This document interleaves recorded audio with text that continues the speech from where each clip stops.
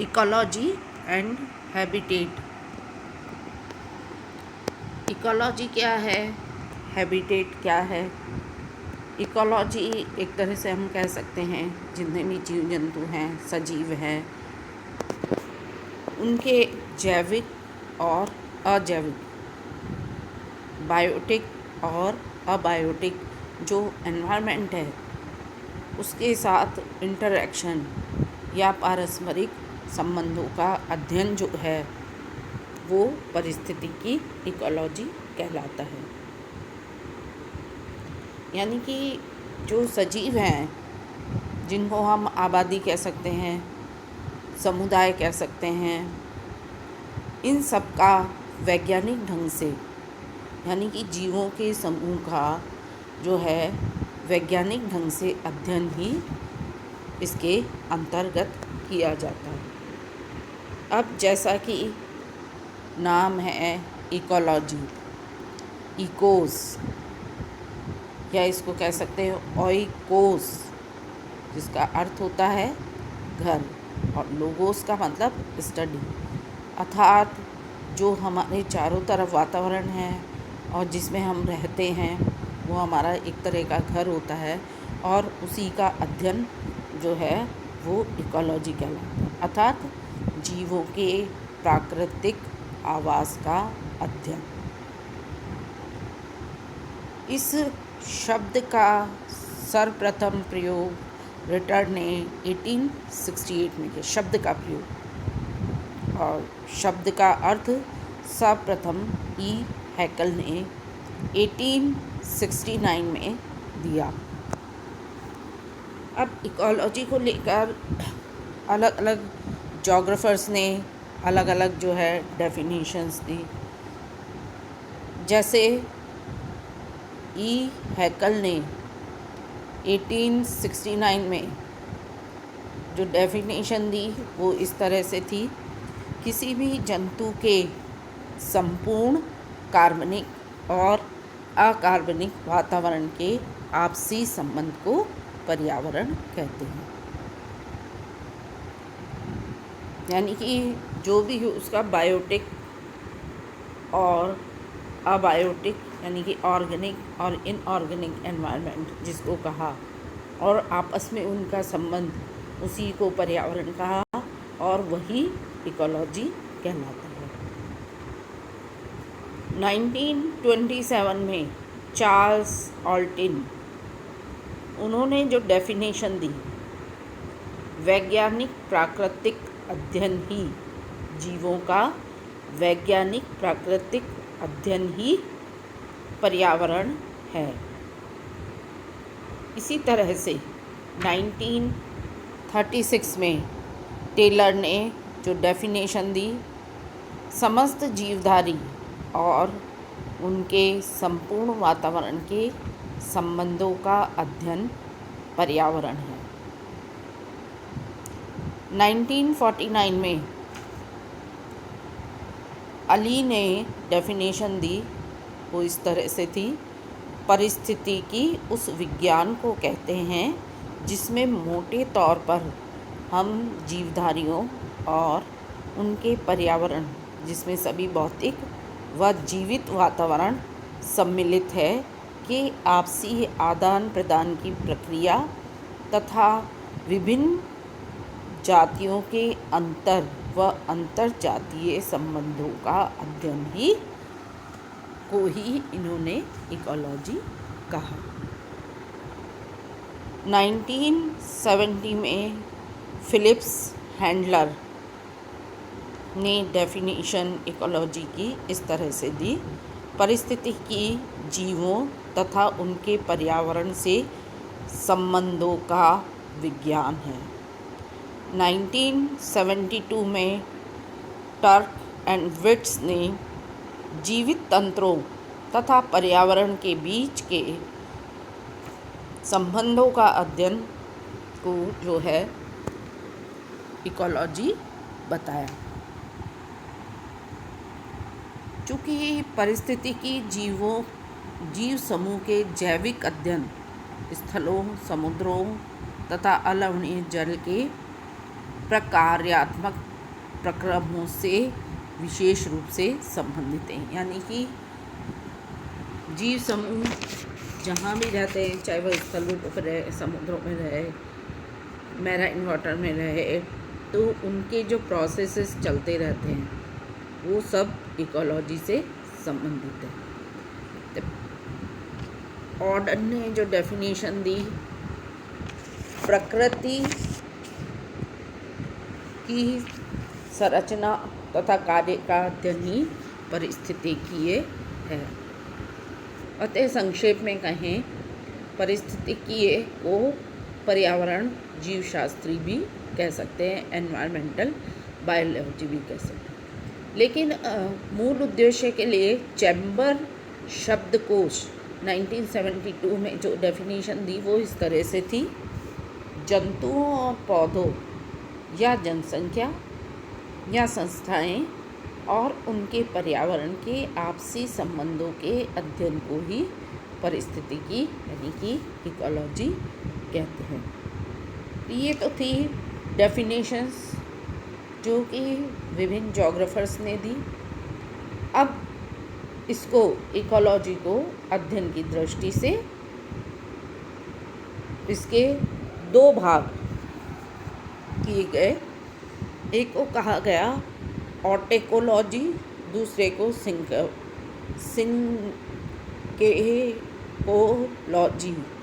स्वपरिस्थितिकी और संघ परिस्थितिकी।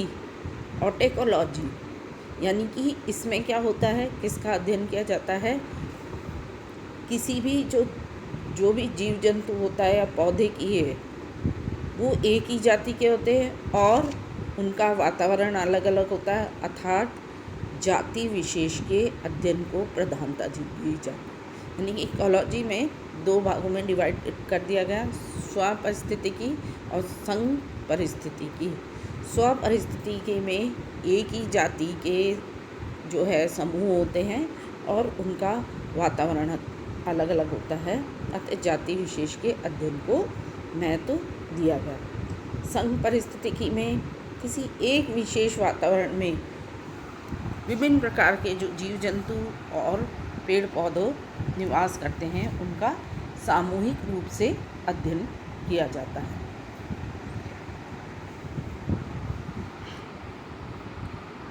और जब इकोलॉजी को विभिन्न समूह व प्राणी विशेष की समिष्ट और उसके पर्यावरण के संबंध में अध्ययन किया जाता है तो उसको और भी जो है डिवाइड किया गया, जैसे animal ecology, plant ecology, habitat ecology,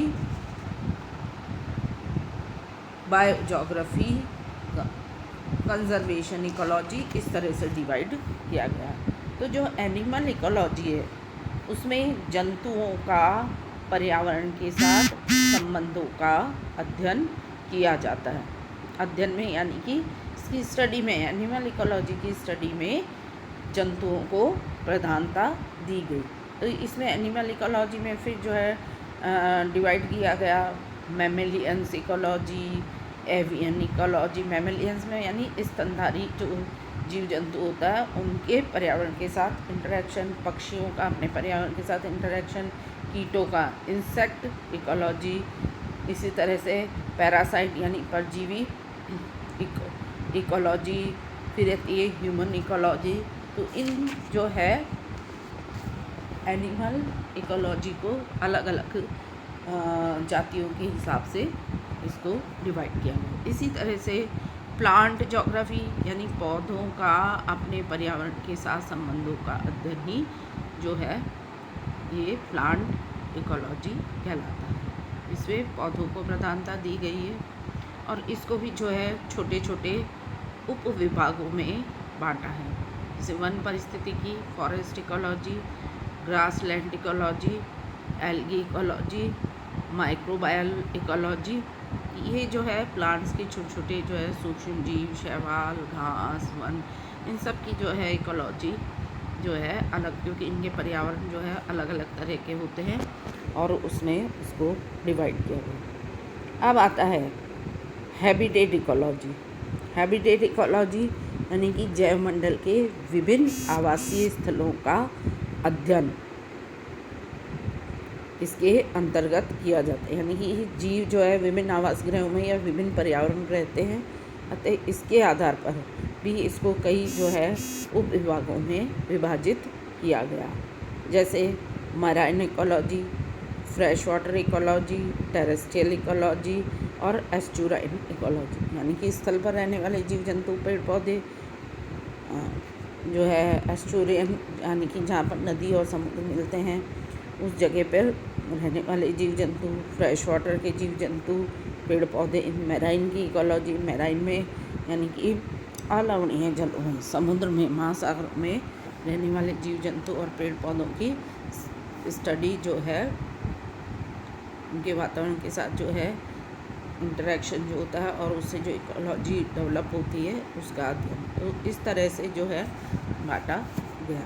फिर आता है इको जियोग्राफी, या इसको हम कह सकते हैं बायोजोग्राफी, जिसके अंतर्गत भौगोलिक परिस्थिति यानी कि विभिन्न भौगोलिक परिस्थितियों में जीवधारियों के वितरण का अध्ययन किया जाता है। यानी कि जंतु तथा पादपों के पृथ्वी पर वितरण तथा उनके पारस्परिक प्रभावों का अध्ययन ही इको ज्योग्राफी या बायोजोग्राफी कहलाता है। तो इसका मूल उद्देश्य जो है वो है जीवों के जो वर्तमान भूतकालीन वितरण की जो डिस्ट्रीब्यूशन है, पेड़ पौधों का, जीव जंतुओं का, उनकी व्याख्या करना। इसके साथ साथ जीवों के पृथ्वी पर वितरण का अध्ययन किया जाता है, बल्कि उनको एनालाइज भी किया जाता है कि विशेष प्रकार के जीव उस क्षेत्र में पाए जाने के क्या कारण हैं और ये जीव जंतु, पेड़ पौधे एक दूसरे को किस तरह से जो है प्रभावित करते हैं।